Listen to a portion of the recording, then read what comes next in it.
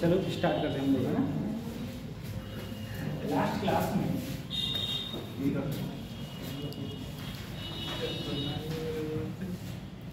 पिछली बार last class में हम लोगों ने कहाँ तक पढ़ लिया था? हीटिंग कर्व हो गया था हमारा। अच्छा, हीटिंग कर्व हो गया था तो हमने उसमें फ्यूजन भी पढ़ लिया था और वेपराइजेशन भी पढ़ लिया था, और हमने ये भी पढ़ लिया था कि अगर हम लोग आइस को वाटर में मिलाते हैं तो टेम्परेचर कितना हो जाएगा, या वाटर को मिलाते हैं तो calorimetry, according to calorimetry principle के अकॉर्डिंग हमारा जो मिक्सचर टेम्परेचर है वो कितना हो जाएगा। उन सब की बात हम लोगों ने लास्ट टाइम पे की, ठीक है, उन सब की बात करी। अच्छा, मैंने अगर हीटिंग कर्व की बात करी थी तो टेम्परेचर और टाइम में सबसे ज्यादा जो एंगल होता था वो किसका होता था? लास्ट टाइम पे सबसे ज्यादा एंगल किसका था?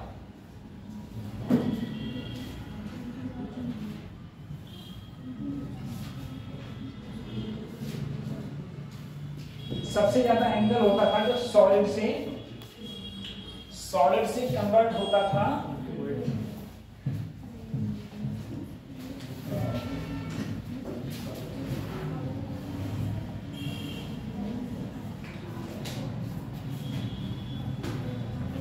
ठीक है।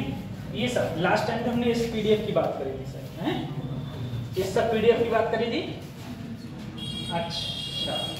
अच्छा, मुझे एक बार बताओ, अगर मैं यहाँ पर मुझे थोड़ा सा एक क्वेश्चन थोड़ा सा ये कर ले रहे हैं, फिर हम लोग आगे बढ़ते हैं, ठीक है। अगर मैं इसमें यहाँ पर 10 ग्राम कर दूं, कितना कर दूं? 10 ग्राम, और 10 ग्राम वाटर, चलो हाँ ये कर दिया मैंने। अब मिक्सचर टेम्परेचर कितना हो जाएगा? पहले भी क्या रहा था इसमें? 0 ही रहा था ना, 0 रहा। अच्छा वो छोड़ो, इसे 100 ही छोड़ो, इसे 10 ग्राम करो। अब बताओ, उधर मेरा 100 ग्राम है, 100 ग्राम वाटर है। अगर मैंने उसको 100 ग्राम वाटर है जो कि 100 डिग्री सेंटीग्रेड पर है, अगर मैंने उसे मिक्स कर दिया 10 ग्राम वाटर जो कि 0 डिग्री सेंटीग्रेड पर है, अगर इन दोनों को मैं मिक्स करूंगा तो अब मेरा मिक्सचर टेम्परेचर कितना हो जाएगा?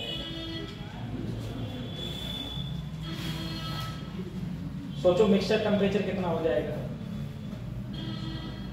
निकालो। लास्ट टाइम की बात थी ये, हमने लास्ट टाइम क्वेश्चंस में ये सब क्वेश्चंस किए थे उसमें।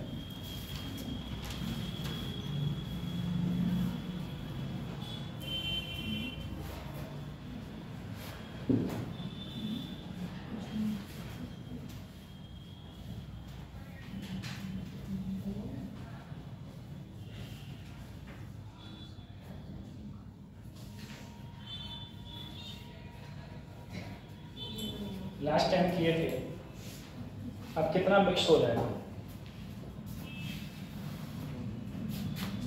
तो देखो सबसे पहले ये भी मेरे पास क्या है, वाटर है, और ये भी क्या है, वाटर है। हम इसमें क्या लगाएंगे, ये सबसे सरल क्वेश्चन है, कैलोरीमेट्री, ठीक है। Heat gain equal to heat loss, क्योंकि कंजर्वेशन ऑफ एनर्जी हम लोग लगाते थे। तो सबसे पहले हीट गेन कौन करेगा, ये मान लो क्या है m, s की वैल्यू वाटर के लिए 1, डेल्टा t क्या करेंगे, t माइनस 0, इसका m, s की वैल्यू 1, डेल्टा t करेंगे t माइनस 100, ठीक है।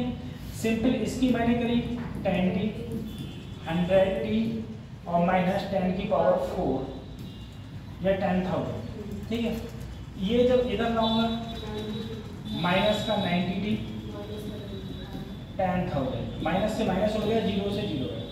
तो जो t की वैल्यू मेरे पास में यहाँ पर आई, ठीक है, 100 अपॉन 9, ठीक है, इतना डिग्री सेंटीग्रेड। सबसे सरल क्वेश्चन था, क्योंकि यहाँ पर चेंजमेंट करने का हमें सवाल ही पैदा नहीं होता है। अगर यही हमारे पास में आइस होती और यहाँ हमारे पास वेपर होता, तब क्वेश्चन हार्ड बनता था। जो इससे पहले मैंने तुम्हें क्वेश्चंस कराए थे कि जब मैं वेपर को मिला रहा था, वेपर को किसी आइस में मिला रहा था या आइस में मेल्ट कर रहा था, तब मैंने लास्ट टाइम पे जो क्वेश्चन तुमको कराए थे, उस टाइप के क्वेश्चंस हार्ड बनते हैं। और इस टाइप के क्वेश्चंस नीट अब नहीं पूछेगा, ठीक है, क्योंकि ये तुम्हारा एक प्रकार से बोर्ड लेवल का क्वेश्चन है। तो बोर्ड में ऐसा क्वेश्चन पूछा जाता है, नीट ऐसा नहीं पूछेगा, क्योंकि नीट फिर से पूछ लेगा तो फिर से आलोचना होने लगेगी, ये पेपर तुम्हारा बहुत सरल बना दिया है, ये चीज़ रहेगी, ठीक है। चलो इसे खत्म करते हैं। तो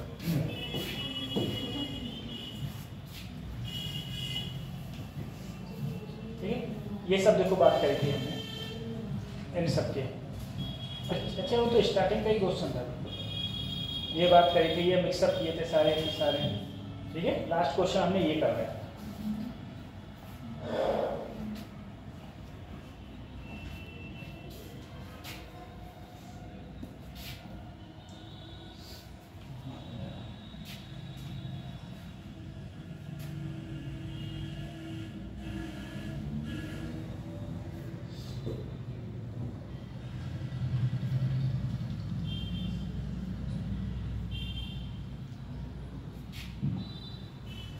ठीक है, अब हम लोग उसी में अगला टॉपिक है हमारा हीट ट्रांसफर, ठीक है।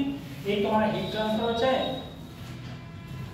उसके बाद में तुम्हारा थोड़ा वही केटीजी बचा है, केल्विन थ्योरी ऑफ गैसेस, बस थर्मोडायनामिक्स तुम्हारी खत्म हो जाएगी उसके बाद, ठीक है। और मैं हीट ट्रांसफर की बात कर रहा हूँ, आज तुम्हारा हीट ट्रांसफर खत्म करेंगे। सबसे पहले देखो हीट ट्रांसफर समझो। हीट ट्रांसफर का मतलब है कि जो हीट है वो एक जगह से दूसरी जगह ट्रांसफर हो रही है, यानी कि एक जगह से दूसरी जगह हीट ट्रांसफर। अब जो हीट ट्रांसफर है वो तुम लोगों के कोर्स में 3 प्रकार का हीट ट्रांसफर होता है। एक होता है कंडक्शन, एक होता है कन्वेक्शन, एक होता है रेडिएशन, ठीक है।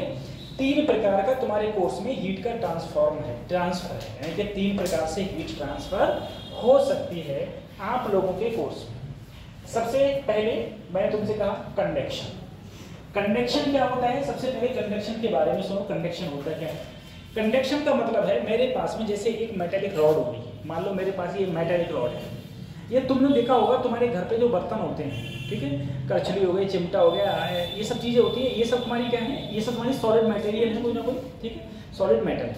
अगर उसका तुम एक सिरा गर्म करोगे तो धीरे धीरे दूसरा सिरा भी गर्म होना स्टार्ट हो जाएगा। तो उसमें जो हीट का ट्रांसफर हुआ, एक जगह से हीट कहाँ गई, दूसरी जगह पर हुई, तो वैसे हीट ट्रांसफर को हम लोग क्या बोलते हैं, कंडक्शन। अब इसमें हीट ट्रांसफर होती क्या है, पहले इस समझो हीट ट्रांसफर होती कैसे है। जैसे मैंने तुमसे कहा मेरे पास में कोई सॉलिड मटेरियल है या फिर सॉलिड रॉड है, तो सॉलिड रॉड के अंदर जो मॉलिक्यूल्स होते हैं, ठीक है, मॉलिक्यूल्स होते हैं सॉलिड रॉड के अंदर, कोई भी सॉलिड हुआ उसके अंदर क्या होंगे, मॉलिक्यूल्स। और वो मॉलिक्यूल्स तुम्हें पता है सॉलिड के अंदर बहुत पास पास होते हैं, बहुत कैसे होते हैं, पास पास। अब मॉलिक्यूल जैसे दो मॉलिक्यूल्स है, मान लो ये ऐसे हैं, कोई तुमने हीट नहीं दी है, कुछ नहीं दी है, बेचारे ऐसे बैठे हुए हैं आराम से, ठीक है। जैसे ही तुमने इसे हीट दी तो ये क्या करते हैं, मॉलिक्यूल्स के लिए एनर्जी मिलती है और मॉलिक्यूल्स बेटा वाइब्रेट करना स्टार्ट हो जाता है। वाइब्रेशन मतलब ऐसे ऐसे वाइब्रेशन हो रहा है, ठीक है। अब ऐसे ऐसे वाइब्रेशन हो रहा है तो ये क्या करेगा, इससे एनर्जी मिली तो ये अपनी एनर्जी वाइब्रेशन के थ्रू इसको देगा, ये वाला और पड़ोस वाले को देगा, पड़ोस वाला पड़ोस वाले को देगा, इससे एक जगह से दूसरी जगह हीट तुम्हारी जाती रहती है। तो ऐसे हीट ट्रांसफर को हम लोग बोलते हैं कन्वेक्शन, ठीक है। ऐसे हीट ट्रांसफर को हम लोग बोलेंगे कन्वेक्शन। तो देखो इसमें लिखा हुआ है, इसमें लिखा हुआ है the transfer of heat taking place due to molecular vibration, ठीक है। जो मॉलिक्यूल्स होते हैं वो क्या करते हैं, वाइब्रेट करते हैं, और वाइब्रेशन करने से मॉलिक्यूल्स के बीच में क्या होती है, टक्कर होती है। कोलिजन का मतलब क्या होता है, टक्कर होती है, ठीक है। Is known as heat convection. In this process there is no change in average position of the molecules. यानी कि ऐसा नहीं है कि ये मॉलिक्यूल्स है वो अपनी जगह छोड़ के इधर चला जाएगा, मॉलिक्यूल्स वही रहेगा, वो अपनी जगह को विस्थापित नहीं करेगा, बस क्या करेगा, वाइब्रेट करेगा। वाइब्रेट करने से क्या होता है, कोलिजन होता है, तो वाइब्रेशन करने से वो अपनी एनर्जी कहाँ दे देगा, दूसरे के लिए दे देगा, ठीक है। Average position of the molecules and hence no mass movement of the matter. तो जो मूवमेंट है, मास का मूवमेंट है, वो भी उसमें नहीं होता है। दूसरी चीज तुमने देखा होगा जब हम लोग बचपन में थे तो किसी का घर बनता था, ठीक है, तो हम लोग ईंटें खड़ी रख देते थे, एक ऐसे पास पास रखते थे, तो हम लोग एक ईंट को गिराते थे तो सारी ईंटें गिरती चली जाती। सेम प्रोसेस यही हो रहा है कहाँ, यहाँ पर क्या है, मैंने एक मॉलिक्यूल्स को हीट दी, एक मॉलिक्यूल्स ने दूसरे को, दूसरे ने तीसरे को, तो ऐसे तुम्हारी क्या गई, एनर्जी का क्या हो गया, ट्रांसफर हो गया, एनर्जी का ट्रांसफर। उसे हम क्या बोलते हैं, कंडक्शन। कंडक्शन में मॉलिक्यूल्स एक जगह से दूसरी जगह नहीं जाता है, मॉलिक्यूल्स जहाँ है वो वहीं रहते हैं। ये किसके अंदर होता है, सॉलिड के अंदर, ठीक है, सॉलिड के अंदर। अगला है तुम्हारा कन्वेक्शन। कन्वेक्शन में क्या है, कन्वेक्शन में जो मटेरियल है उसका मूवमेंट होता है। मटेरियल एक जगह से कहाँ जाता है, दूसरी जगह। जैसे एग्जाम्पल अगर मैं बोलूँ कन्वेक्शन का, तो हम लोग ये कह सकते हैं कि हम लोगों के पास एक गर्म पानी है, उस गर्म पानी में मैंने ठंडा पानी मिला दिया, ठीक है, तो वहां पर मास का क्या हो गया, मूवमेंट। अरे गर्म से कहाँ मिल गया, ठंडा, गर्म से जब ठंडा पानी मिल गया तो वहां पर मास जो है वो एक जगह से कहाँ चला गया, दूसरी जगह चला गया, एक जगह से दूसरी जगह चला गया। इसको हम लोग क्या बोलते हैं, कन्वेक्शन बोलते हैं। क्या बोलते हैं, कन्वेक्शन। देखो, इन this process in which heat is transfer from one point two another by the actual motion of matter. जो मैटर है, जो भी तुम्हारे पास पदार्थ है, वो एक जगह से दूसरी जगह एक्चुअल क्या करता है, मोशन करता है या चलता है, ठीक है। From a region of higher temperature to a region of lower temperature. अब तुम बताओ, अगर मैं गर्म पानी में ठंडा पानी मिलाऊंगा तो जो बाद में पानी बचेगा वो मुझे गुनगुना मिलेगा, ठीक है, गुनगुना। या मिक्सचर जो टेम्परेचर मिलेगा क्या मिलेगा, गुनगुना। तो वो गुनगुना मुझे क्यों मिला, क्योंकि जो हीट है वो हॉट वाटर से कहाँ जाएगी, कोल्ड वाटर की तरफ जाएगी। जब हीट हॉट वाटर से कोल्ड वाटर की तरफ जाएगी और मास का भी क्या हो रहा है, मूवमेंट हो रहा है, तो ऐसे को हम लोग क्या बोलते हैं, कन्वेक्शन बोलते हैं, ठीक है, कन्वेक्शन बोलते हैं। कन्वेक्शन चाहे संवहन बोलते हैं, संवहन। और कंडक्शन को पता नहीं हिंदी में क्या बोलते हैं, कंडक्शन को पता नहीं क्या बोलते हैं, ठीक है। This process of heat transfer takes place only in fluid, ठीक है। ये कब हो सकता है, फ्लूइड में हो सकता है। किसमें हो सकता है, फ्लूइड में हो सकता है। तो खुद सोचो, तुम्हारे पास दो लोहे की गेंदें हैं, ये दो लोहे की बॉल्स हैं, अगर तुम उन्हें आपस में मिला दोगे, क्या उनका मास एक जगह से दूसरी जगह गया, नहीं गया, नहीं गया ना, नहीं गया, तो वो किसकी श्रेणी में आ जाएंगी, कंडक्शन। लेकिन अगर कोई मेरे पास लिक्विड है और वो लिक्विड को अगर मैंने मिला दिया तो लिक्विड एक जगह से कहाँ चला गया, दूसरी जगह चला गया, तो वो किसकी बात आएगी, हमारी कन्वेक्शन। ठीक है, इसके बाद में आता है हमारा रेडिएशन। ठीक है, रेडिएशन क्या है, सूर्य से पृथ्वी तक जो लाइट आ रही है वो रेडिएशन के थ्रू हमारे पास आ रही है। ठीक है, रेडिएशन के थ्रू। जब कोई एक हॉट बॉडी हो, कैसी बॉडी हो, हॉट बॉडी, जब कोई हॉट बॉडी होगी तो हॉट बॉडी से रेडिएशन बाहर निकलता है। ठीक है, और वो रेडिएशन आके, जैसे हम लोग अलाव जलाते हैं, जब ठंडे आ रही है हम लोग अलाव जलाते हैं घर में। ठीक है, तो अलाव से हमारे पास में क्या आती है, लाइट, मतलब क्या आती है, रेडिएशन से क्या आती है, हमारी हीट आती है। ठीक है, लेकिन इसमें एक चीज याद रखना, अगर तुमने कभी भी कोई हॉलीवुड की मूवीज देखो तो उसमें कभी कभी दिखता है कि कोई भी बंद जो बाहर जो हमारे, जैसे सूर्य से प्रकाश आ रहा है, सूर्य से प्रकाश आ रहा है, अभी बात सोचो, सूर्य से जो प्रकाश आ रहा है वो हमारी पृथ्वी तक आ रहा है, तो इसका मतलब पृथ्वी, भाई पृथ्वी पर इस समय गर्मी किस लिए है, क्योंकि सूर्य की किरणें हैं। अगर सूर्य की किरणें नहीं पड़ेंगी तो क्या होगा, एक बात कभी दिमाग में एक बात तुम्हारी आई है कि नॉर्थ पोल और साउथ पोल पर बर्फ ही क्यों रहती है, वहीं बर्फ क्यों है, वहीं बर्फ क्यों है, हमारे उत्तर प्रदेश में बर्फ क्यों नहीं है, या मध्य प्रदेश में बर्फ क्यों नहीं है, नॉर्थ साउथ पे ही बर्फ क्यों है, या फिर वहाँ उसके पास पड़ोस में जो कंट्री है वहाँ पर इतनी ठंडी क्यों रहती है, हमारे यहाँ ठंडी क्यों नहीं रहती। ठीक है, तो कोई कहा तो होगा ना कि वहाँ ठंडी रहती है, कभी दिमाग क्वेश्चन नहीं आया कैसे रहता है, ऐसा क्यों होता है। हाँ, वहाँ सूर्य की किरणें सीधी नहीं पड़ती है ना, हमारे तो किरणें, जहाँ किरणें सीधी पड़ेगी वहीं पर क्या रहेगी, गर्मी रहेगी। ठीक है, जो हमारी इक्वेटर लाइन है, इक्वेटर लाइन कौन सी लाइन होती है, जो अर्थ को हमारे जस्ट आधा आधा काटती है, इक्वेटर लाइन जो भारत से होकर नहीं जाती है, श्रीलंका से नीचे से होकर जाती है। ठीक है, भारत से होकर नहीं जाती है, तो वहाँ पर जितने भी देश हैं सारे के सारे देशों के लोग देखो काले होते हैं। ठीक है, तो वही कंडीशन है, तो वहाँ पर क्या है, गर्मी ज़्यादा रहती है, और गर्मी ज़्यादा रहती है, जहाँ गर्मी ज़्यादा होगी वहाँ बर्फ़ रहने का सवाल ही पैदा नहीं है। और लाइट है वो पड़ने के बाद में साउथ पोल पर जाती है, लेकिन वहाँ पर जो इंटेंसिटी होती है वो इतनी ज़्यादा कम होती है कि वो वहाँ पर मैक्सिमम टाइम क्या रहता है, ठंडी रहती है, हमेशा ठंडी रहती है। तो ये रेडिएशन का, हाँ, तो मैं ये मतलब समझा रहा था तुमको कि अब देखो यहाँ पर अगर मैं कहूँ इस समय हम लोग जहाँ पर अभी सांस ले रहे हैं, जहाँ पर हम लोग घूम रहे हैं, टहल रहे हैं, यहाँ पर मॉलिक्यूल्स हैं, किसके मॉलिक्यूल्स हैं, गैसेस के मॉलिक्यूल्स हैं। ठीक है, बहुत सारी गैसेस हैं जो मिलके बनी हुई है, जिसे हम लोग एयर बोल देते हैं। ठीक है, एयर ही तो बोले, एयर में हमारे डस्ट मॉलिक्यूल्स भी, एयर के अंदर हमारे गैस के मॉलिक्यूल्स भी सब। जब सूर्य की किरण डायरेक्ट मॉलिक्यूल्स पर पड़ती है तो वो मॉलिक्यूल्स को क्या कर देती है, हीट कर देती है, गर्म कर देती है, गर्मियों के दिनों में गर्म कर देती है। ठीक है, जब गर्मी के दिनों में वो गर्म कर देती है तो उससे क्या रहता है, विकिरण निकलता है, रेडिएशन होता है। ठीक है, और वो चारों ओर फैल जाता है, तो हमें ये लगता है कि हमारा जो नमी है वो क्या है, कम है। अभी हम देखेंगे तो हमारे वातावरण में हमको नमी ज़्यादा दिखेगी, क्योंकि सूर्य की किरणें इस समय सीधी पड़ती नहीं है, तो सीधी नहीं पड़ती है तो नमी क्या हो जाती है, इधर उधर चली जाती है। ठीक है, नमी मतलब रहती है, बरकरार रहती है। मेरे कहने का मतलब सिर्फ इतना है, जो अगर हमारा रेडिएशन होता है तो रेडिएशन का मतलब ये है कि जो बीच का मीडियम है, रेडिएशन कभी भी बीच के मीडियम को गर्म नहीं करता।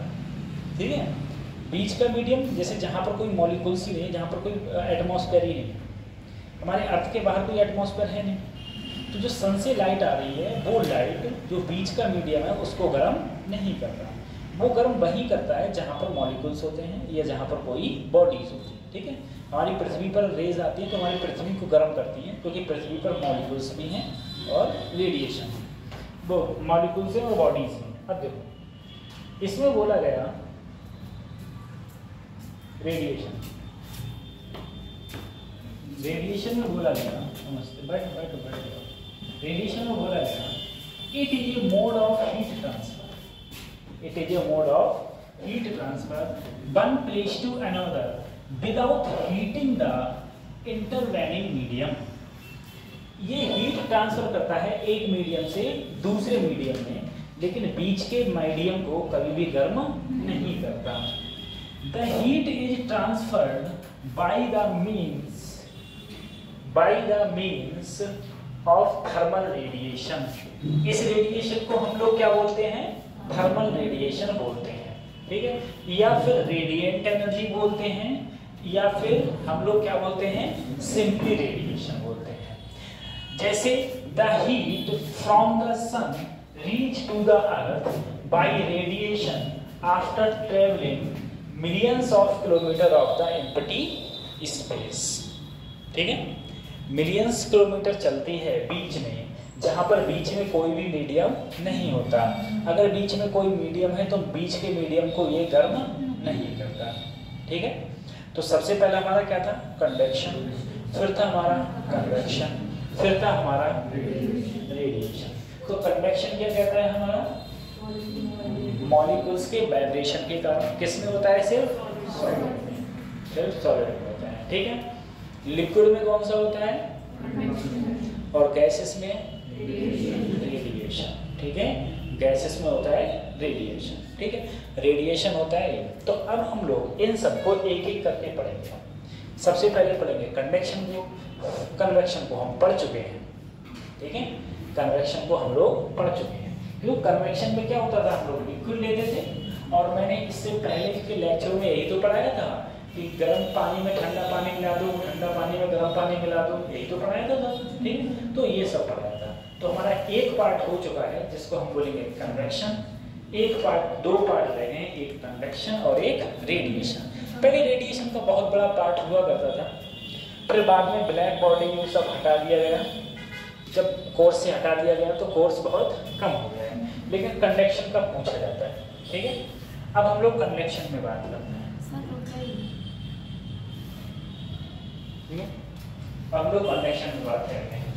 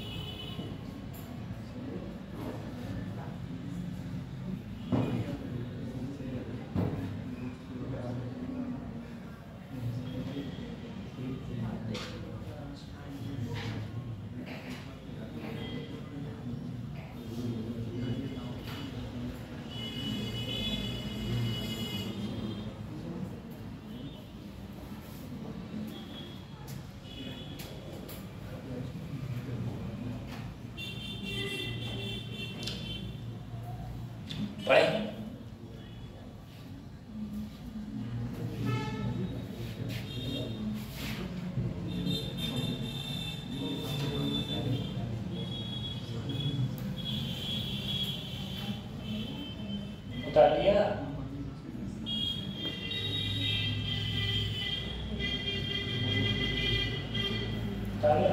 चलो अब हम लोग एक एक करके सबकी बात करते हैं, ठीक है। सबसे पहले हम लोग बात करेंगे किसकी? कंडक्शन। कंडक्शन में हम लोग बात करेंगे हीट के ट्रांसफर की। देखो सबसे पहले conduction of heat transfer, conduction of heat transfer in conducting rod, ठीक है बेटा। कई रॉडें होती हैं, एक होती है कंडक्टिंग रॉड और एक होती है नॉन कंडक्टिंग रॉड, ठीक है। हाँ, कंडक्टिंग रॉड हमारी सबसे पहले कौन सी होती है? वो रॉड जिसके अंदर हीट का फ्लो हो, जैसे लोहा है, कॉपर है, आयरन है, सिल्वर है, जितने भी मेटेलिक रॉड्स कैसे हैं? मेटेलिक रॉड, सबसे हीट ट्रांसफर होती है। हीट ट्रांसफर किससे नहीं होती है? जैसे प्लास्टिक हो गया, ठीक है, लकड़ी हो गया, ठीक है, उनसे हीट तुम्हारी ट्रांसफर नहीं होती है। हीट ट्रांसफर नहीं होती तभी तो तुम देखो जो तुम्हारे बर्तन होते हैं, ठीक है, कढ़ाई होती है, ये हमारा तवा होता है, तवे के लास्ट में हम लोग जले नहीं तो क्या होता है? लकड़ी का तो डंठल लगा हुआ होता है जिससे कि हम लोग जलते नहीं है, ठीक है। तो वहां पर क्या होता है? वो हमारे कहलाते हैं नॉन कंडक्टिंग। क्या कहलाते हैं? Non conducting material. Non conducting material का मटेरियल तो नहीं कह सकते, उन्हें से नॉन कंडक्टिंग बॉडी बोल सकते हो, ठीक है। नॉन कंडक्टिंग बॉडी ऐसी बॉडी जिससे कि हीट एक जगह से दूसरी जगह ट्रांसफर नहीं होती है, उसे हम क्या बोलते हैं? नॉन कंडक्टिंग बॉडी बोलते हैं, ठीक है। अच्छा, तू बता रहे मुकेश खन्ना, कन्वेक्शन क्या होता है? कन्वेक्शन हिंदी में तो मुझे नहीं पता, संवहन। तुम बता रहे हो, बोलो। कन्वेक्शन क्या होता है? अपनी भाषा में समझाओ जो तुम्हें समझ में आया कि हाँ ये होता है कन्वेक्शन।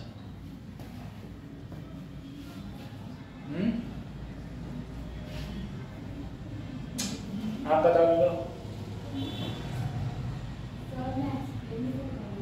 चलो मैं पूछ रही हूँ, ठीक है, एक्सप्लेन करो। किसमें मैटर का इन्वॉल्वमेंट होता है? मैटर का इन्वॉल्वमेंट मतलब मैटर एक जगह से दूसरी जगह डिस्प्लेस होता है, कन्वेक्शन। और किसमें नहीं होता है? कन्वेक्शन, ठीक है, कन्वेक्शन में नहीं होता है। लिक्विड के लिए कौन से होते हैं? और गैसेस के लिए वेरिएशन, सॉलिड के लिए कन्वेक्शन, ठीक है, ये सब होते हैं, सही।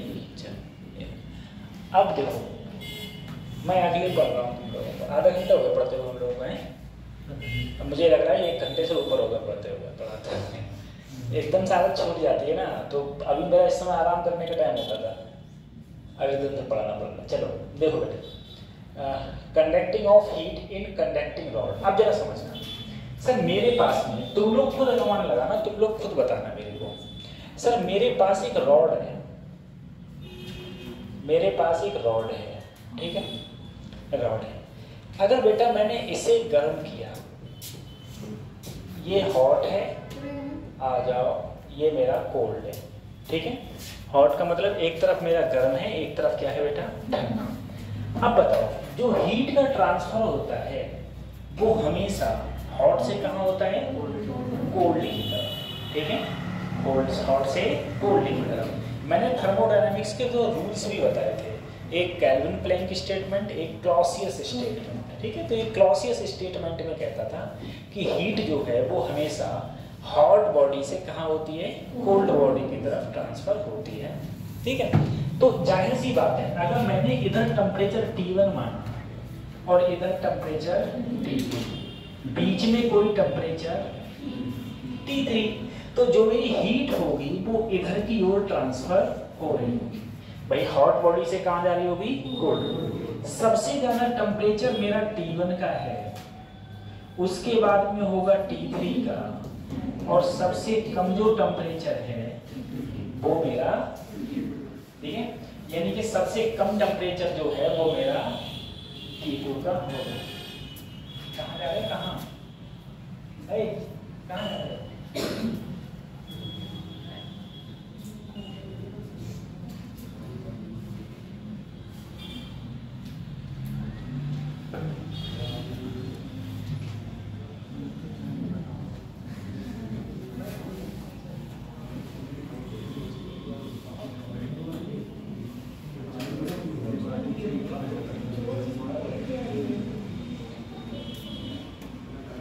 ठीक है, तो मैंने कहा बेटा यहाँ टेम्परेचर है T1, यहाँ है, तुम लोग खुद अनुमान लगाओ, तुम लोग खुद देखो, तुमने क्या किया है, लो दाल छौंकती हो, दाल कैसे छौंकती हो बताओ? कालो चमचा, चमचा लिया और चमचे को आगी में रख दिया, ऐसे तो करती हो। अच्छा, अब बेटा मान लो ये इतना बड़ा चमचा है, ये चमचे की कटोरी है, तुमने आगी में चमचा रख दिया, तो कौन सा हिस्सा सबसे ज्यादा गर्म होगा? जो आग में रखा है। और बीच वाला उससे कम, और इधर वाला, तो वही तो मैं कह रहा हूं, अगर ये हॉट बॉडी है और ये क्या है, तो इधर सबसे कम टेम्परेचर होगा, बीच में इससे ज्यादा, इससे कम, सही है, ये बात सही है। अब दूसरी चीज एक और है सर, जब हीट ट्रांसफर होती है बेटा, अलग अलग मटेरियल के लिए जो हीट ट्रांसफर है वो अलग अलग है। जैसे तुम कहोगे सर आयरन के लिए हीट ट्रांसफर है, उससे ज्यादा हीट ट्रांसफर कॉपर में होती है, उससे ज्यादा हीट ट्रांसफर तुम्हारा गोल्ड में होती है, ठीक है। अलग अलग मटेरियल में हीट ट्रांसफर क्या है, अलग अलग है। लेकिन जो नॉन कंडक्टिंग मटेरियल है वहाँ हीट ट्रांसफर ना के बराबर होती है। ना के बराबर मतलब बहुत कम हीट ट्रांसफर होती है। अब तुम समझो सर मैंने क्या किया,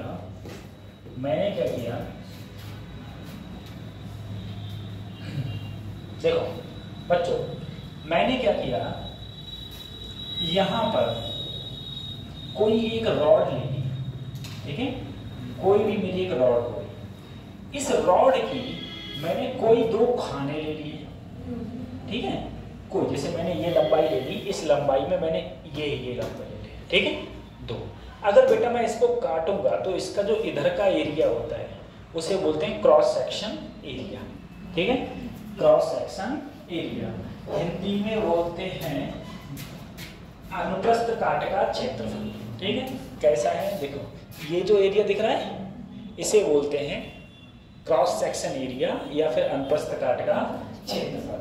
अब जरा तुम समझना, मैंने क्या किया, ये इतना बीच ले लिया, इधर का जितना काटा एरिया उधर का जितना काटा एरिया, मैंने कहा मान लो एरिया क्या है सेम है, जितना इधर उतना इधर, ठीक है। अब अगर मैं कहूँ dq upon dt, dq upon dt का मतलब है heat transfer per unit time. dq, q क्या होता है, q है बेटा ऊर्जा, q क्या है ऊर्जा, कितनी ऊर्जा ट्रांसफर हुई पर यूनिट टाइम है।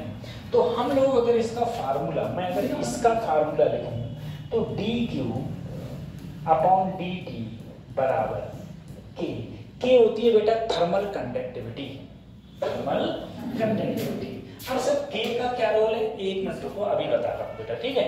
a क्या है बेटा, ये एरिया, ये काटा हुआ ये क्या है एरिया। डेल dt का मतलब है टेम्परेचर डिफरेंस। मान लो बेटा यहाँ टेम्परेचर T1 है और यहाँ टेम्परेचर, और हीट जा रही है इधर, तो तुम ही तो बोले कि हीट कहाँ से जाएगी, गर्म से, कहाँ जाएगी ठंडे पे, तो गर्म का होगा इधर T1 गर्म होगा, T2 का होगा ठंडा होगा। तो सर हम इसमें क्या करेंगे, T1 माइनस T2, इन दोनों के बीच की दूरी, इन दोनों के बीच की दूरी, अगर मैंने dx मानी है तो dx और मैंने लेंथ l मानी है तो l, ठीक है, ये होती है। तो फार्मूला क्या हो गया, Ka T1 माइनस T2। एक बात और याद रखना, T1 माइनस T2 हमेशा ज्यादा टेम्परेचर में से क्या घटाना, कम टेम्परेचर घटाना हमेशा, ठीक है, इधर माइनस की तरफ। बेटा इसको ही हम लोग H, इसको हम लोग क्या बोलते हैं H, dq अपॉन dt, इसको हम लोग बोलते हैं H। H हमारा क्या होता है, rate of heat transfer, H है हमारा rate of heat transfer, rate of heat transfer, H क्या है हमारा रेट ऑफ हीट ट्रांसफर। अब देखो K, मैंने K बोला था बेटा कंडक्टिविटी। एक सिंपल मटेरियल के लिए कंडक्टिविटी सेम हो, कैसे, आयरन ले लूँ मैं, ठीक है, आयरन का छोटा टुकड़ा ले लूँ, चाहे मैं आयरन का बड़ा टुकड़ा ले लूँ, चाहे कैसे ही क्षेत्रफल का ले लूँ, कैसे ही लंबाई का ले लूँ, सबके लिए K का मान क्या होगा सेम, ठीक है। अब मैं कॉपर का ले लिया उसका अलग होगा, गोल्ड का ले लिया उसके लिए अलग होगा, लकड़ी के प्लास्टिक के लिए ले लिया उसका अलग होगा। तो किसी भी, अब K है क्या, K है बेटा, K जितनी ज्यादा होगी, K जितनी ज्यादा होगी हीट ट्रांसफर उतनी ज्यादा होगी, ठीक है। K जितना कम होगा हीट ट्रांसफर उतना कम होगा, सही है। अब तुम बोले बताओ लकड़ी के अंदर हीट ट्रांसफर होती है, नहीं, क्या होती है, क्या नहीं होती है ना। अगर लकड़ी के अंदर हीट ट्रांसफर नहीं होती है, तुम लकड़ी को जलाना, इतने बड़े डंडे को जलाना लकड़ी के, एक तरफ तो वो जल गया होगा और एक तरफ तुम हाथ में पकड़े हुए होगे, सही है। यानी कि एक तरफ टेम्परेचर तो 100 डिग्री सेंटीग्रेड है और एक तरफ 10-12 डिग्री सेंटीग्रेड है, सही है, क्योंकि वहां पर हीट का ट्रांसफर नहीं हो रहा है। अगर वहां हीट का ट्रांसफर नहीं हो रहा है, इसका मतलब K का मान क्या है, 0। अरे सर जी उसकी टेम्परेचर में भी डिफरेंस है, उसमें लंबाई भी है, उसमें क्रॉस सेक्शन एरिया भी है, तो हीट ट्रांसफर नहीं हो रहा है, इसका मतलब ये है कि उसके अंदर K की वैल्यू क्या हो जाएगी, सही है। तो उसके अंदर जो के की वैल्यू होती है रेट ऑफ हीट ट्रांसफर, वो कितना हो जाता है, के की वैल्यू 0। तो सबसे पहले तुमको ये याद रखना है कि rate of heat transfer dq upon dt बराबर होता है ka T1 minus T2 upon L। 12वीं में तुमने एक चीज और पढ़ी थी, मैं भूल रहा हूँ, 12वीं में तुमने बेटा रेजिस्टेंस पढ़ा था। क्या पढ़ा था? रेजिस्टेंस को हम लोग प्रतिरोध बोलते हैं। रेजिस्टेंस का काम क्या था? रेजिस्टेंस का क्या काम है? धारा को रोकना। धारा को, अगर किसी चीज का रेजिस्टेंस ज्यादा हो जाएगा तो धारा उतनी कम प्रवाहित होगी, ठीक है। जो करंट है वो उतना कम फ्लो होगा जितना ज्यादा मेरा रेजिस्टेंस होगा या जितना ज्यादा हमारा प्रतिरोध होगा। तो जाहिर सी बात है रेजिस्टेंस, अब बताओ, अगर मैं वहां पर बात करूं बेटा रेजिस्टेंस की, R इक्वल टू क्या था, B अपॉन, और I बराबर क्या था बेटा, B अपॉन। अगर तुमको थोड़ा सा ध्यान है तो मुझे एक बात बताओ सर, करंट तो तब फ्लो होता था ना जब पोटेंशियल डिफरेंस होता था। थोड़ा सा भी ध्यान, हाई स्कूल में तो पढ़ा है सब, हाई स्कूल में तो जो बच्चे 11th के उन्होंने हाई स्कूल में पढ़ा है, और जो इंटर के अंदर तो सबने पढ़ा है। सबसे पहले मैं ये कहूँ, करंट तुम्हारा कब फ्लो होता है? करंट तुम्हारा तब फ्लो होता है जब तुम्हारा पोटेंशियल डिफरेंस हो। पोटेंशियल डिफरेंस का मतलब है एक जगह ज्यादा पोटेंशियल, एक जगह कम पोटेंशियल। तो करंट हमेशा ज्यादा पोटेंशियल से कहाँ जाता है, कम पोटेंशियल की हो जाता है, जाहिर सी बात है। ऐसे ही तुम मुझे बताओ, हीट भी तो होती है, ऊष्मा, हीट किधर जाती है, ज्यादा टेम्परेचर से वहां का जाता है higher potential to lower potential. यानी कि मैं ये कह सकता हूँ I बराबर डेल्टा B अपॉन R। यानी कि अगर पोटेंशियल डिफरेंस नहीं होगा क्या करंट फ्लो होता था?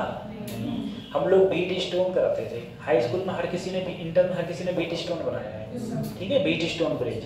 तो बीट स्टोन ब्रिज में हमने क्या पढ़ा था कि जो बीच की जो लाइन होती थी, अगर P upon Q equal to R upon S हो जाता था तो हम ये कहते थे जो बीच वाली लाइन है जहाँ गैल्वेनोमीटर जुड़ा हुआ होता है, वहाँ गैल्वेनोमीटर पर करंट फ्लो नहीं होता है। क्यों फ्लो नहीं होता है? तो उसका हम लोग रीजन ये देते थे कि दोनों कंडीशन पर पोटेंशियल क्या हो गया है, सेम। और अगर पोटेंशियल सेम होगा यानी कि डेल्टा B की वैल्यू 0 होगी तो करंट भी क्या होगा। अब ये बात मैं इसमें क्यों लाया, उसका रीजन ये है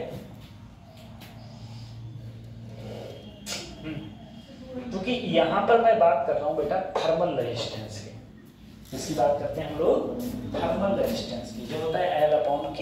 चलो थर्मल रेजिस्टेंस, अब देखो थर्मल रेजिस्टेंस क्या है, जरा सोचना। तुम मुझसे बोले अभी कि सर मान लो मेरे पास ये लकड़ी का एक टुकड़ा है, ये T1, ये T2, इसकी लंबाई L, ठीक है, सही है। इसका cross section area A, thermal conductivity, ठीक है। तुम बोले सर अगर T1 ज्यादा है T2 कम है तो हीट इधर जाएगी। बेटा हीट को हम लोग हीट करंट भी बोलते हैं, H को हम लोग हीट करंट भी बोलते हैं, या रेट ऑफ हीट ट्रांसफर, एक ही बात है। रेट ऑफ हीट ट्रांसफर या फिर हीट करंट, दोनों एक ही बात है, रेट ऑफ हीट ट्रांसफर या फिर हीट करंट। अब तुम देखना, तुम अभी मुझे बोले कि सर जी H बराबर dq अपॉन dt बराबर K, ज्यादा में से कम घटाओ T1 माइनस T2 अपॉन, यही तो बोले तुम, यही बोले। अब तुम देखना बेटा, अगर मैं इसको T1 माइनस T2 ऐसे ही रहने दूं और इसको नीचे लाऊं तो मैं ऐसे भी लिख सकता हूं L अपॉन K। समझ में आ रहा है? इससे पहले अब तुम देखना, इससे पहले तुम बोलते I बराबर होता है delta B upon, delta B का मतलब है बेटा B final upon B initial upon ये होता था।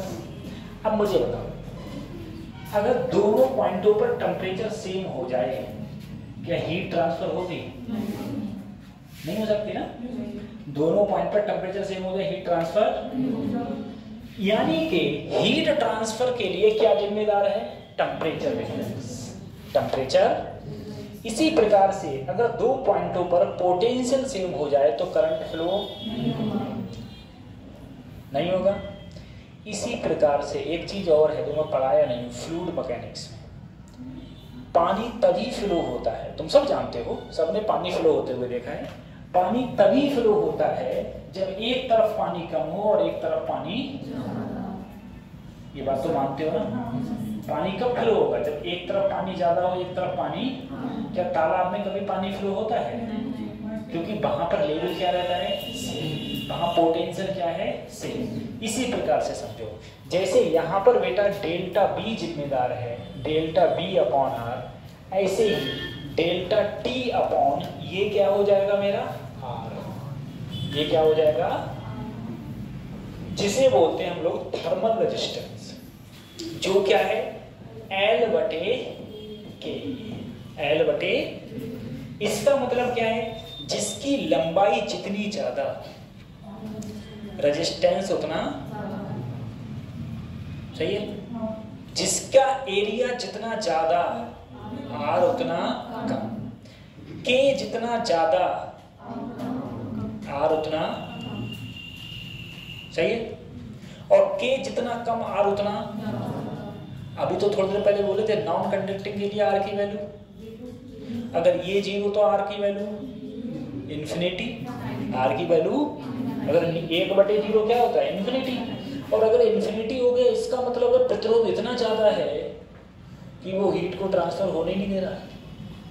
प्रतिरोध इतना ज्यादा है कि वो हीट को ट्रांसफर होने नहीं दे रहा है। तो एक बात तो सबसे पहले तुम्हारे दिमाग में ये आई कि सर कोई भी अगर एक जगह से दूसरी जगह तुम्हारी हीट ट्रांसफर हो रही है तो थर्मल रेजिस्टेंस का फार्मूला होता है L अपॉन के। L अपॉन के, ठीक है। थर्मल रेजिस्टेंस का ये फार्मूला होता है जिसे हम बोलते हैं थर्मल रेजिस्टेंस या थर्मल रेजिस्टेंस ऑफ रॉड। अब ऐसे क्वेश्चंस में रहते हैं, जैसे पूछ लिया मेरे पास में दो रॉडें हैं, एक है 5 मीटर लंबी, एक है 2 मीटर लंबी, सेम मटेरियल की है, सेम क्रॉस सेक्शन एरिया है, तो बताओ किसमें रेजिस्टेंस ज्यादा होगा? तो जिसकी लंबाई ज्यादा उसका रेजिस्टेंस, और जिसका रेजिस्टेंस ज्यादा यानी कि जैसे रोकने वाला ज्यादा उसमें हीट का ट्रांसफर कम। अरे जैसे रोकने वाले ज्यादा होंगे तो उसके अंदर हीट का ट्रांसफर क्या होगा? कम होगा, ठीक है। उसके अंदर हीट का ट्रांसफर कम होता है। तो ये है, ठीक। थोड़ा उतार लो रेजिस्टेंस के लिए फार्मूला आ रहा है तुम्हारा बराबर थर्मल रेजिस्टेंस का फार्मूला।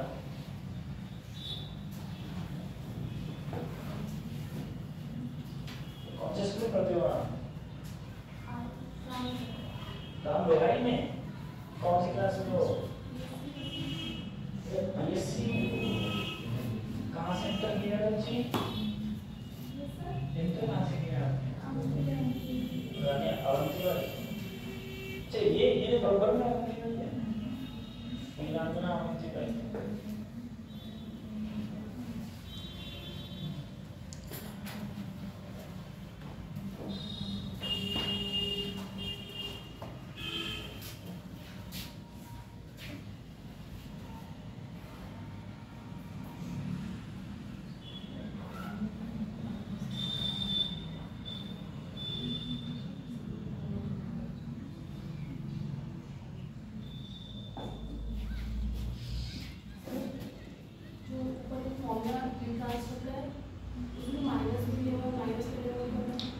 माइनस, अगर आप T2 माइनस T1 करोगे तो माइनस आ जाएगा, फाइनल माइनस इनिशियल। उन्होंने क्या किया है हमेशा? फाइनल माइनस इनिशियल किया है। फाइनल लोगे बेटा तो फाइनल क्या लोगे तुम? इधर लोगे, तो T2 माइनस T1 करोगे तो माइनस आ जाएगा।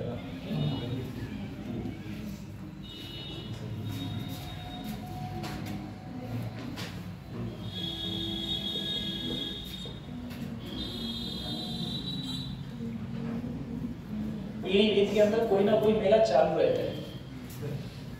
हाँ, अब जो यहाँ मेला लगा थोड़े दिन पहले रामलीला खत्म हुआ था, अब यहाँ लग गया, उसके बाद में एक करोल मिल जाएगा कहीं। हमारे मोहल्ले में लगेगा। तुम्हारे मोहल्ले में कौन सा लगेगा? उर्स होता है। उर्स होता है? हाँ, तो वहाँ लग जाएगा। उर्स कितने दिन का होता है? लगे ही जाएंगे। बता लिया।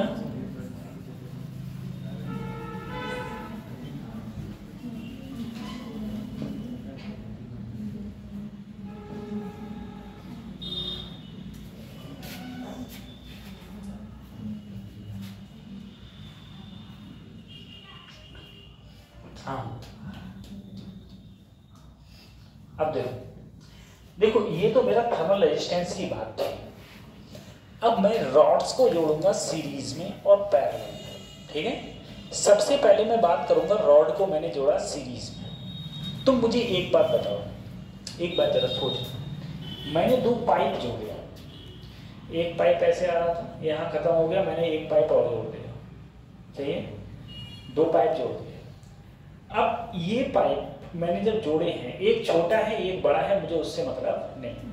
मुझे बताओ, अगर और फिर मैंने मोटर से पानी छोड़ दिया तो जितना पानी इसमें फ्लो हो रहा होगा उतना ही, ऐसा थोड़ी ना होगा कि इसमें ज्यादा होगा दूसरे में कम होगा।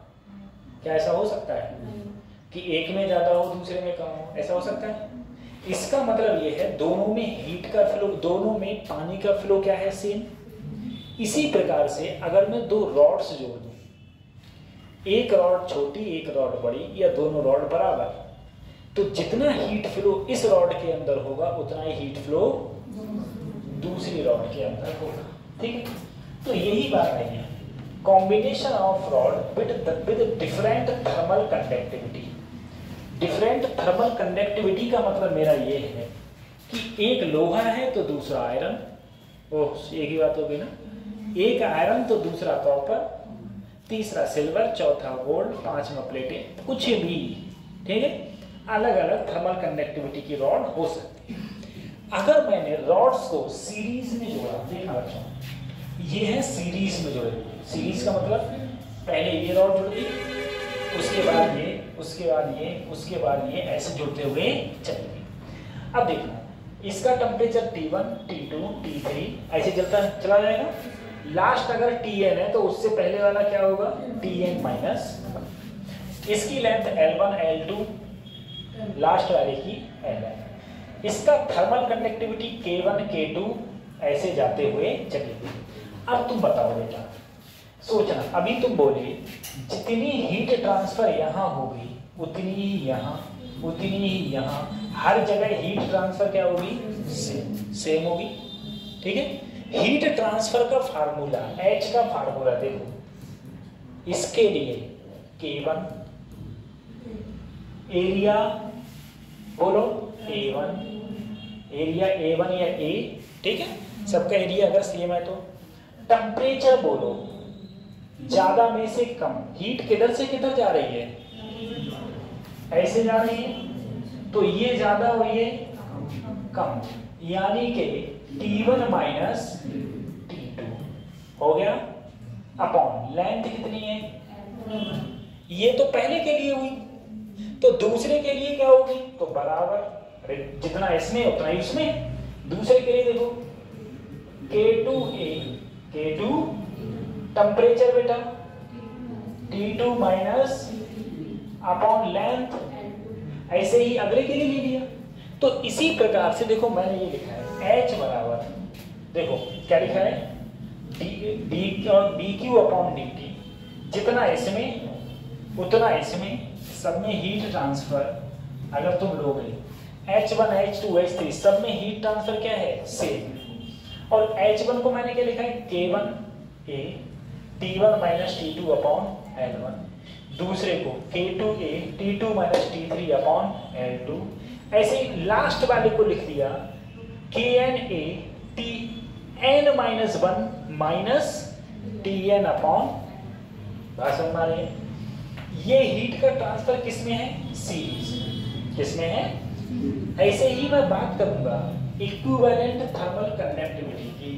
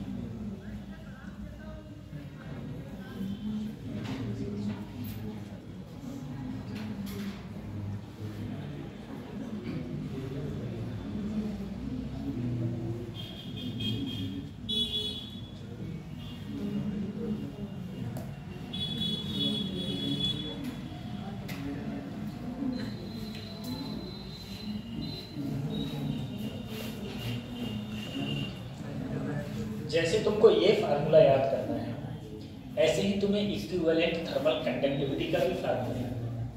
सर इक्विवेलेंट थर्मल कंडक्टिविटी क्या है? सारी कंडक्टिविटी को मिला के एक बन जाए। 2 रॉड है तो 2, 3 होती तो 3, सबको मिला के अगर एक बन जाती है तो उसे हम लोग कहते हैं इक्विवेलेंट थर्मल कंडक्टिविटी। और फार्मूला क्या होता है? K इक्विवेलेंट बराबर K1 ऐसे चलता रहेगा upon K1 upon L1, K2 upon K3 upon plus Kn upon, ठीक है? ये लिख लिया था? नहीं लिख पाया, चलो फिर अगले बताऊंगा। और देखो थर्मल कंडक्टिविटी वो K इक्विवेलेंट का फार्मूला।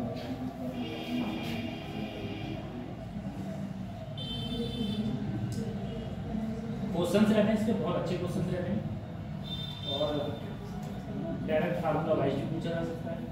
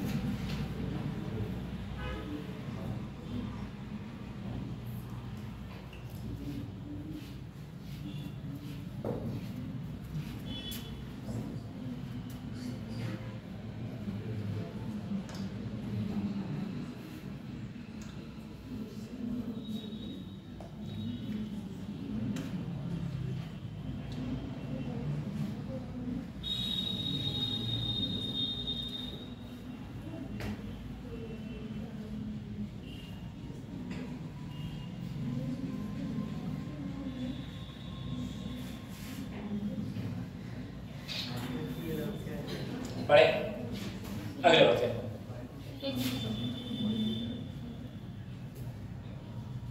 ठीक है,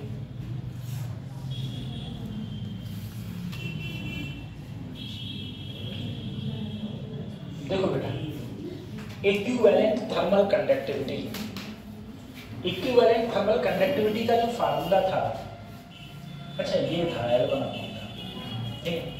इक्विवेलेंट थर्मल अगर हमारी कैसे हैं बेटा? सीरीज में। कैसे हैं अगर? सीरीज में।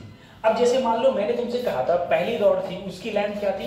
L1, दूसरे की L2, तो सबकी लेंथों को जोड़ दूं अपॉन पहली लेंथ की L1 conductivity K1, L2 conductivity K2, इन सबको ऐड कर दो। अब मान लो बाई चांस तुमसे ये कहा गया था कि मेरे पास में 2 रॉड्स हैं जो सीरीज में हैं, ये K1 ये K2, लेंथ L1, ठीक है। अब तुमसे कहा बताओ इनका K इक्विवेलेंट क्या होगा? तो यहां पर तो ये N के लिए है, हमें कितने के लिए देखना है? 2 के लिए। तो सिर्फ L1 plus L2 upon L1 upon K1 L2 upon, अगर 3 होती तो ऊपर प्लस L3, ठीक है, ये सब कर देते। ऐसे ही मेरे हैं इक्विवेलेंट रेजिस्टेंस। देखो सारी की सारी कैसे जुड़ी हुई है, सीरीज। अगर मैंने पहली रॉड का रेजिस्टेंस R1 माना, दूसरी रॉड का रेजिस्टेंस R2 माना, तीसरी रॉड का रेजिस्टेंस R3 माना, तो सबकी सब जोड़ दो, R1 plus R2 plus R3 plus करते चले जाओ, ठीक है। तो अगर तुमसे R इक्विवेलेंट पूछ लिया जाए तो सबको जोड़ो, ठीक है, ऐसे। अब देखो सर, अगर मैं R1 को जोड़ूं, R1 मेरा क्या था बेटा, L1 अपॉन K1A, दूसरा क्या था K2A, L3 अपॉन, ऐसे चलता जाऊंगा, Ln अपॉन Kn। बात समझ आ रही है, ठीक है, सही है। आप पीछे, क्या नाम है आपका, आस्था, आस्था बेटा बताओ। अरे बैठे रहो, आप बताओ। रेट ऑफ हीट ट्रांसफर क्या होता है, फार्मूला क्या होता है, H बराबर या dQ अपॉन dt बराबर। मेरे पास एक रॉड है, उसकी conductivity K1, area A, conductivity K, area A, एक तरफ का टेम्परेचर T1, एक तरफ का टेम्परेचर T2, दोनों के बीच की लेंथ L। बताओ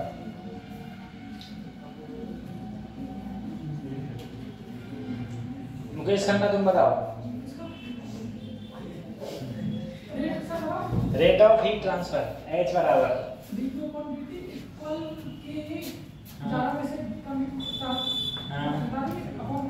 अपॉन L, ठीक है, K delta T upon L। अब देखो K delta T upon L, और अगर सीरीज में है तो हीट ट्रांसफर क्या रहेगा, सेम। K इक्विवेलेंट का फार्मूला क्या होगा, L1 plus L2 plus L3 dot dot dot बटे L1 बटे K1 L2 बटे K2, चलता रहेगा। सर R इक्विवेलेंट का फार्मूला क्या होगा, R1 plus R2 plus R3, ऐसे चलता रहेगा। और रेजिस्टेंस का फार्मूला होता क्या है, L बटे K। किसकी बात हो रही है, सीरीज की। किसकी बात हो रही है, सीरीज की, ठीक है, सीरीज की बात हो रही है, ठीक है। जैसे ये रॉड है, इसका मुझे तुम K इक्विवेलेंट बताओ बेटा, K इक्विवेलेंट बताओ, R इक्विवेलेंट बताओ, दोनों चीजें बताओ कि इसका K इक्विवेलेंट क्या होगा, इसका R इक्विवेलेंट क्या होगा, दोनों लिख के दो। इसका K इक्विवेलेंट क्या होगा और इसका R इक्विवेलेंट क्या होगा। वैसे है क्या लेट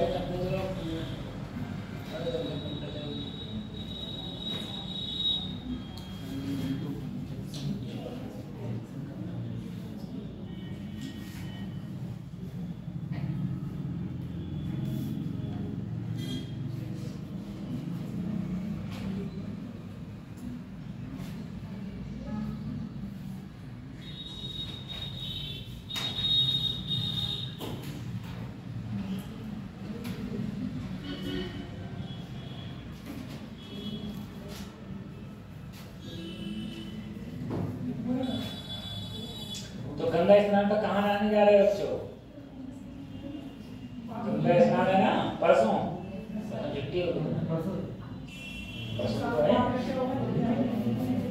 5 को है। अरे लड़का लोग कम से कम गंगा स्नान पर तो नहाइए ही हो, हैं? हाँ डेली तुम मलिच्छ बन जाते हो। लड़के में वैसे एक फायदा अच्छा है, पता है क्या, लड़का सुबह सोकर उठता है, पानी डालेगा मुंह पे, और 12 में तो ऐसे पानी डालेगा जैसे अभी नहा के निकला है। क्या बोलते हैं, कौवा स्नान तो बोलते हैं ना, कौवा स्नान। आप कभी ऐसे झकझक आएगा अपने ये लगेगा कि अभी नहा के निकला है, थोड़ा कोई देख के कह नहीं सकता नहाया नहीं है।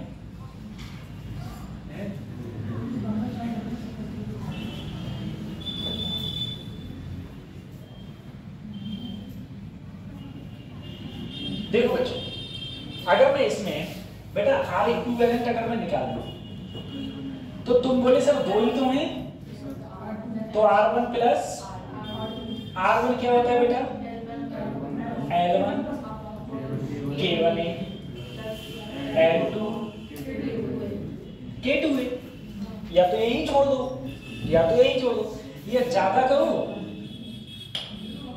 तो दोनों में क्या ले लो बेटा, K1 K2 है एलसीएम।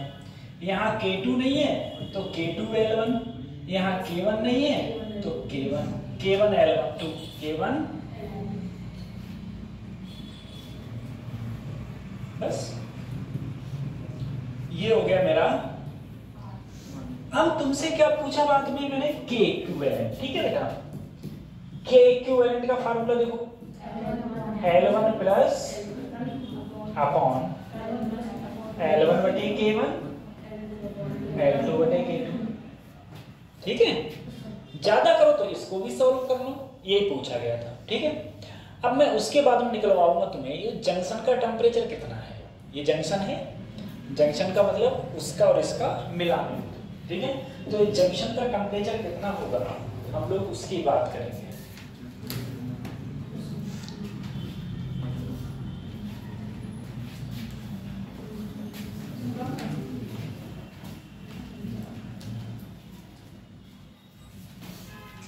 जिसको हम पढ़ाता है कपड़ा है सर,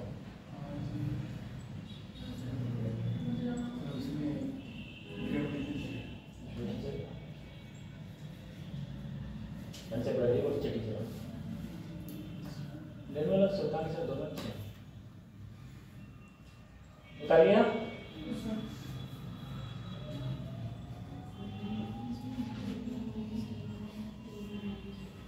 ठीक है, चलो अब हम लोग इसके हटाते हैं।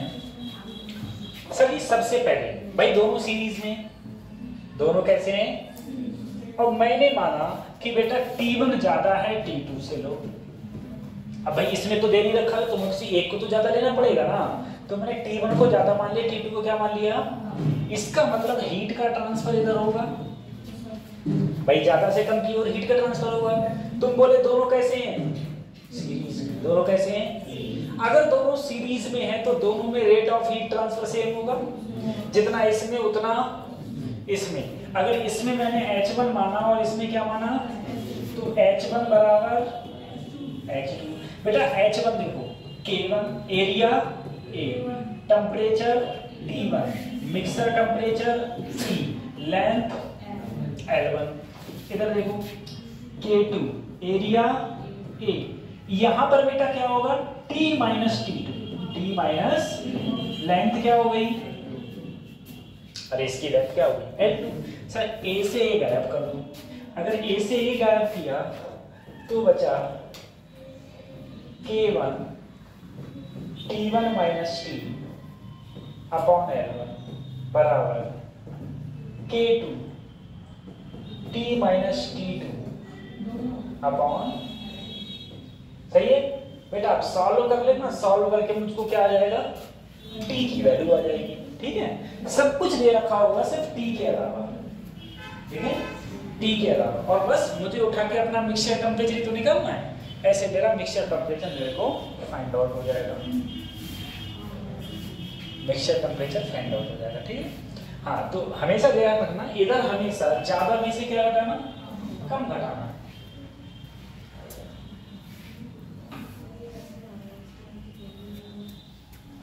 इधर हमेशा ज्यादा में से कम घटाना।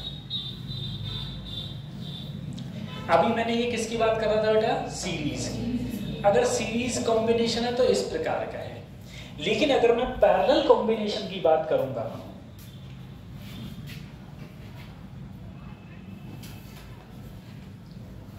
बता लिया।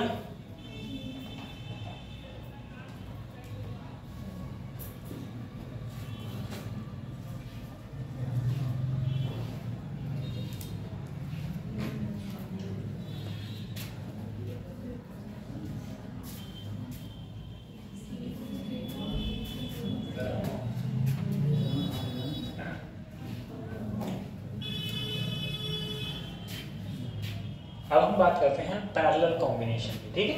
ये तो हमारा सीरीज कॉम्बिनेशन था।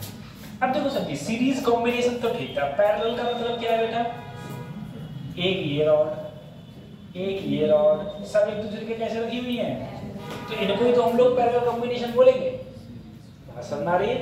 अब तुम मुझे एक बार बताना, एक बात जरा सोचो, मेरे पास में पाइप पड़े हुए हैं, एक पाइप ये है, एक पाइप ये है, एक पाइप ये है, एक पाइप ये है, तो मुझे बताओ जितना इसमें से फिल हो रहा है उतना इसमें से हो रहा होगा क्या पता, हो भी सकता है नहीं भी हो सकता, भाई पैरेलल में है, पैसे हैं पैरेलल, क्या पता हो रहा हो, क्या पता नहीं हो रहा हो।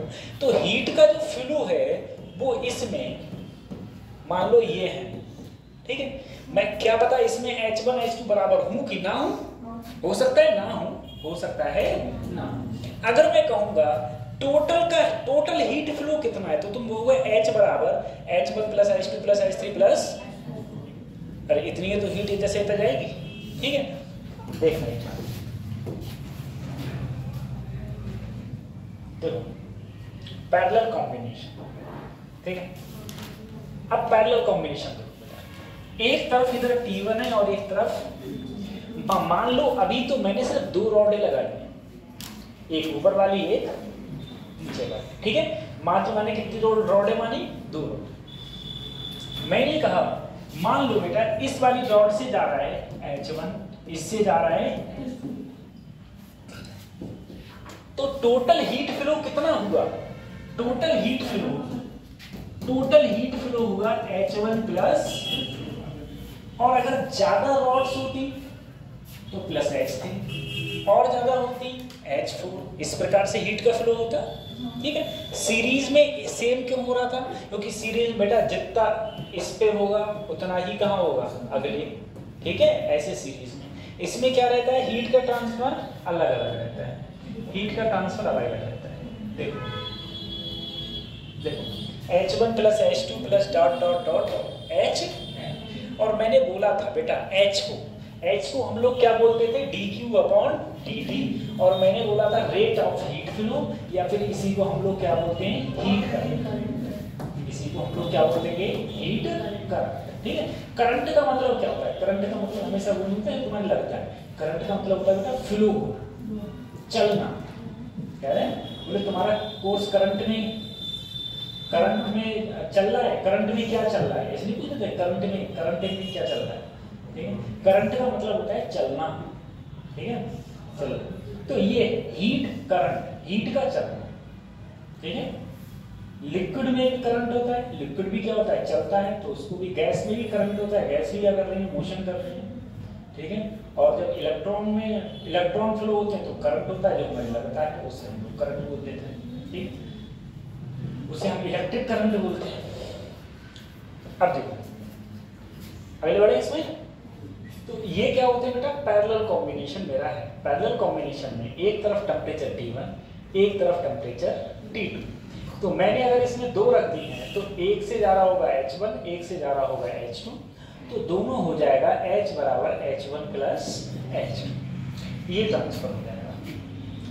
अब देखो रेजिस्टेंस बेटा, जब हम लोग पैरेलल में पढ़ते हैं, ठीक है, जब हम लोग रेजिस्टेंस पढ़ते थे, सीरीज में रेजिस्टेंस का फार्मूला होता था R1 plus R2 plus R3, लेकिन पैरेलल कॉम्बिनेशन, जब हम पैरेलल कॉम्बिनेशन में जो रेजिस्टेंस या प्रतिरोध का फार्मूला होता था वो हमारा होता था 1/R1 प्लस 1/R2 प्लस 1/,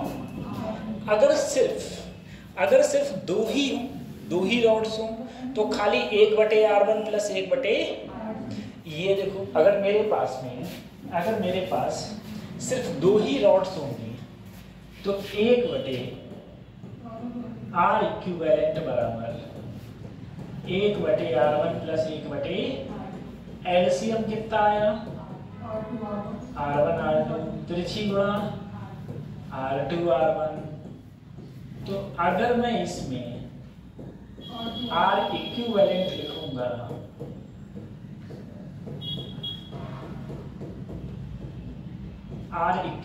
लिखूंगा, तो हो जाएगा R1 R2 बटे R1 प्लस, ठीक है।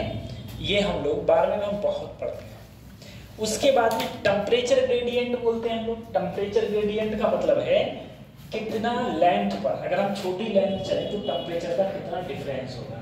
तो टेम्परेचर ग्रेडियंट का फार्मूला होता है ज़्यादा में से कम घटाओ या कम में से, वैसे ज़्यादा में से कम घटाओ, ज़्यादा में से कम घटाओ, अपॉन क्या होगी एल, अपॉन क्या होगी एल। एल क्या है बेटा लेंथ एल।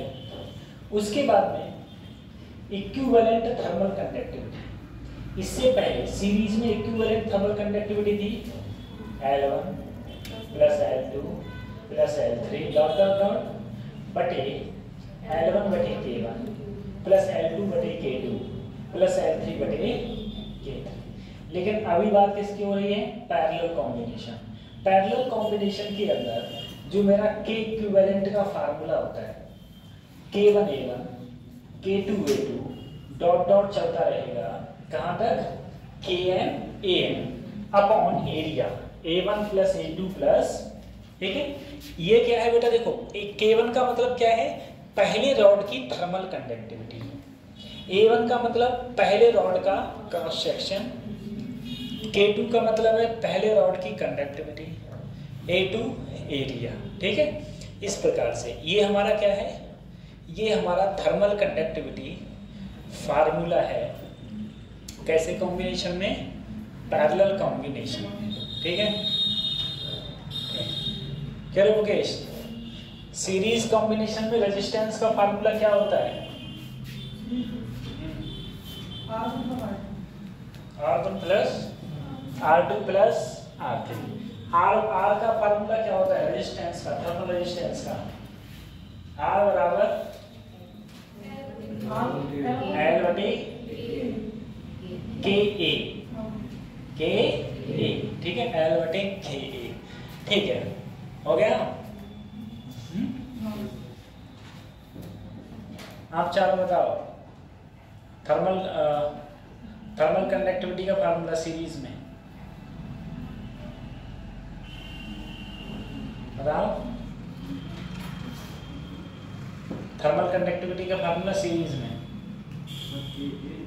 है? सीरीज में, तो पैरेलल में बता रहे हैं।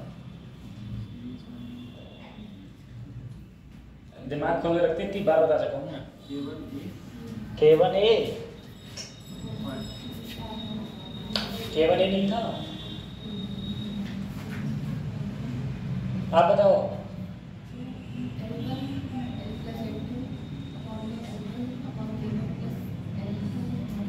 फिर से बताना। Plus L3 plus L4 plus L5 बटे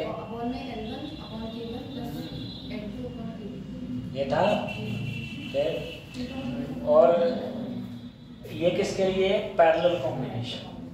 सीरीज कॉम्बिनेशन में रेट ऑफ हीट फ्लो क्या होगा? सेम।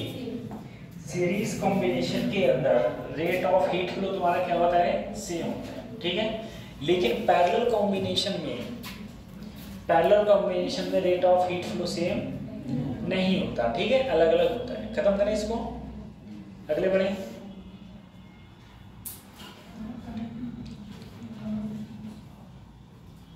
ठीक है, खत्म कर रहे हैं।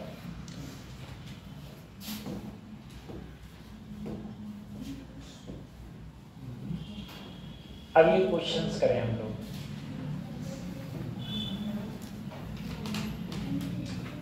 ये क्वेश्चन है मेरे पास में कहा गया, मेरे पास एक मेटल रॉड है जिसका क्रॉस सेक्शन एरिया एक तरफ का 2A और एक तरफ का, the ends are maintain at temperature 100 degree and 70 degree. The temperature at middle point C point का टेम्परेचर क्या होगा? दोनों कैसे दिए हुए हैं? सीरीज में। दोनों कैसे हैं?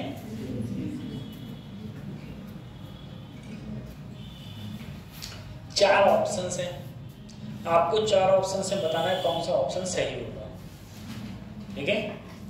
तो एक तरफ का चाहे ज्यादा हो, एक तरफ का कम, एरिया से मतलब नहीं है, दोनों तरफ हीट ट्रांसफर क्या होगा? सेम हो जाएगा, ठीक है।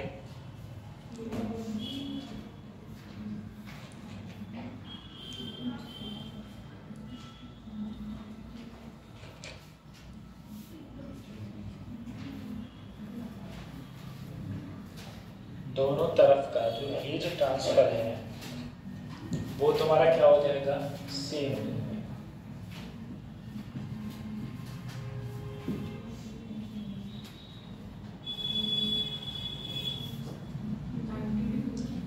90 डिग्री, सी ऑप्शन आ रहा है, हो सकता है।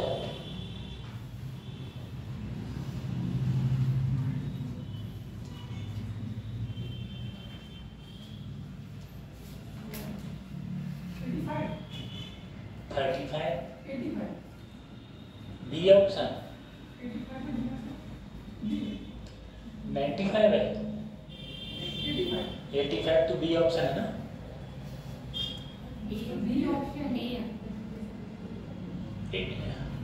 अच्छा डी आ रहा है, डी आ रहा है। देखो कैसे सर जी, फार्मूला देखो सर,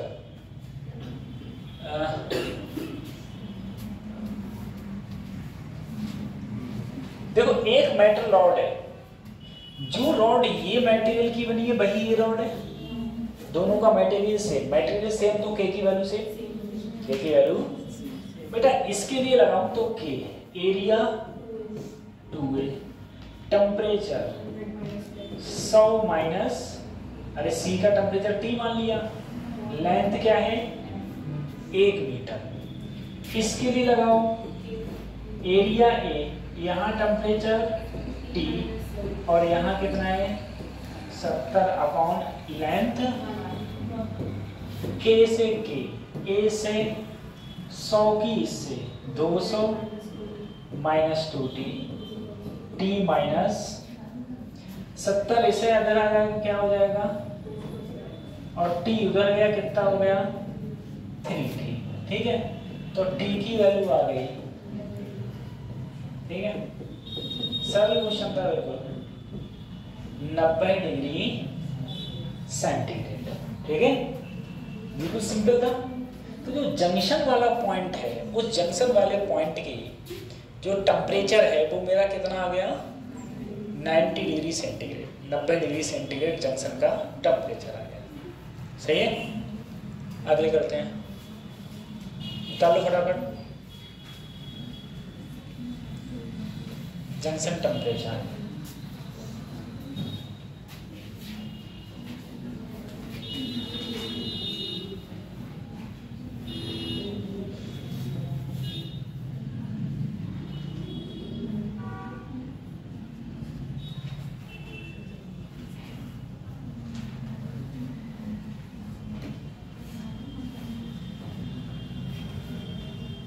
अगले बढ़े,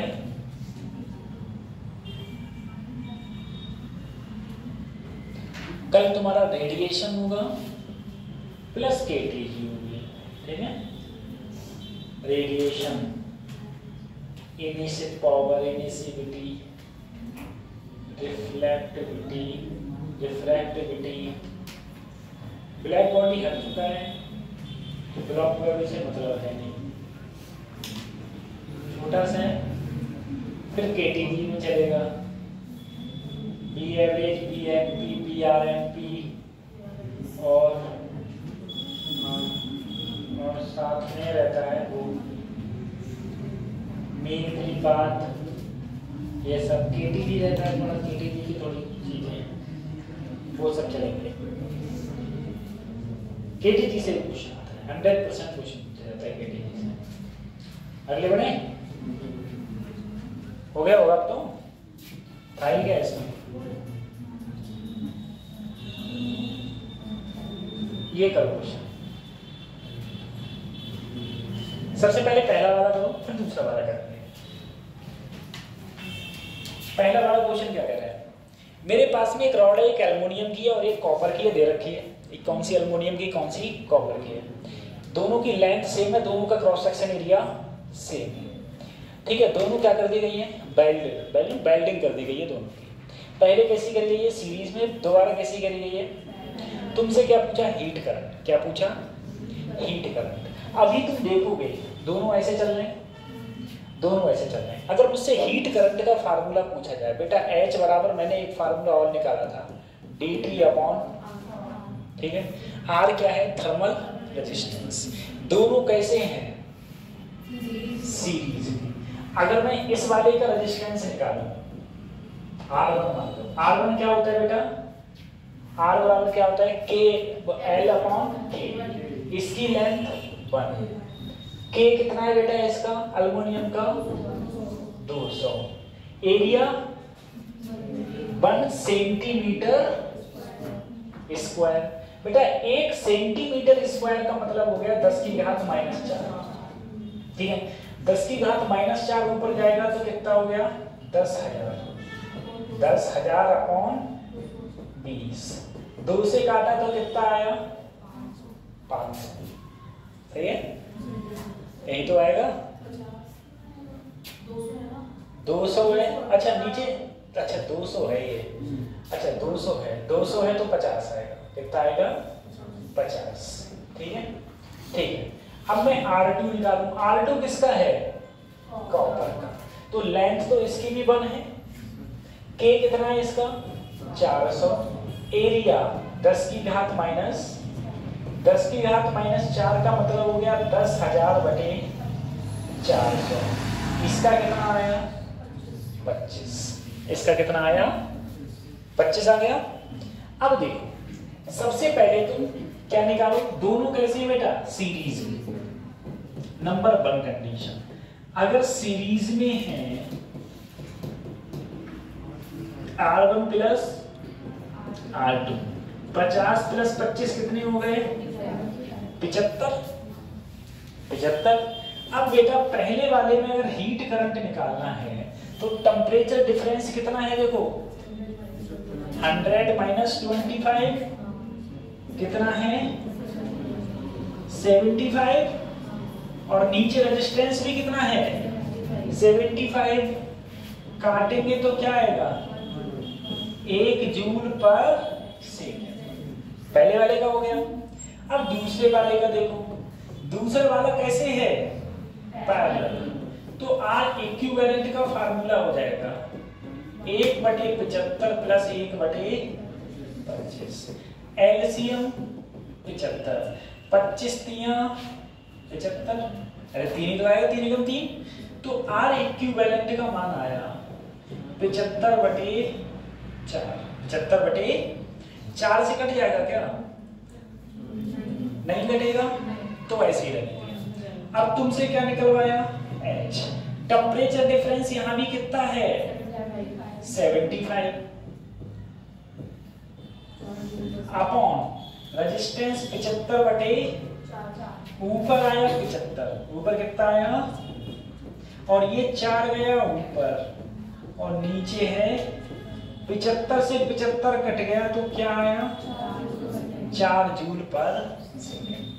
ठीक है, तो इस प्रकार से क्वेश्चंस होंगे।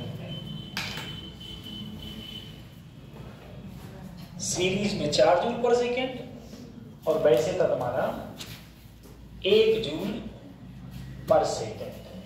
ठीक है,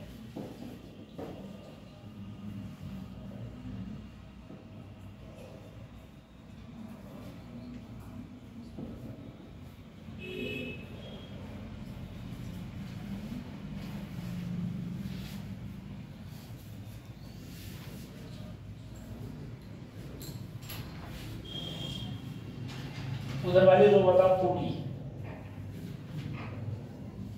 प्लास्टिक के लिए के का मान क्या होता है? थर्मल कंडक्टिविटी 0 क्या होता है? और रेजिस्टेंस कितना होता है? इन्फिनिटी। कितना होता है? इन्फिनिटी। तभी तो हीट का फ्लो नहीं होता है, तभी तो हीट का फ्लो एक जगह से दूसरी जगह नहीं होता है। ठीक है,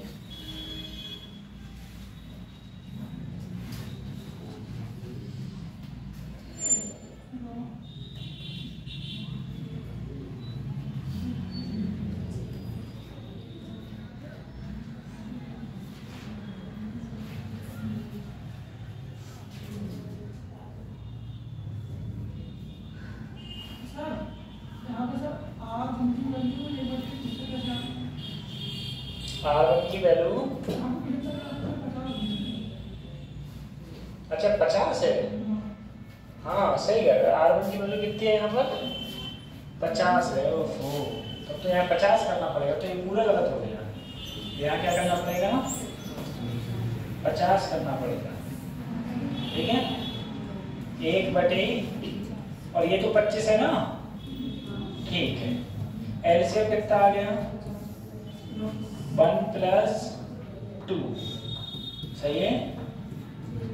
तो R इक्विवेलेंट का मान आएगा 50 बटे, तो हीट का आएगा बेटा दोनों का अंतर 75 और ये 50 बटे 3 कहाँ जाएगा, तो 75 गुणा 3 बटे 50, 25 दूनी 25 तिया 3 तिया कितना आ गया जूल पर सेकंड। अच्छा अब आंसर ये आएगा, ठीक है। वो 50 था, 75 नहीं था।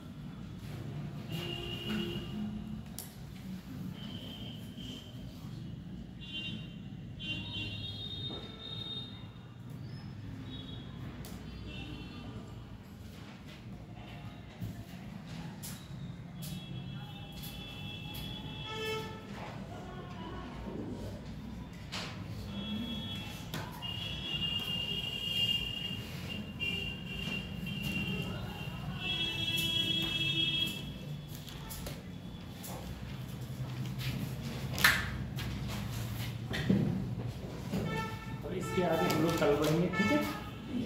उतार लिया ये वाला, खत्म करो।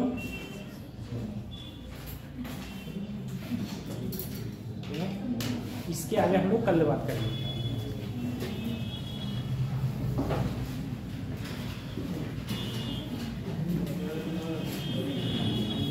अच्छा अभी 2 मिनट रह गए हैं। ये घड़ी तेज चलती है क्या? ये तेज चलती है।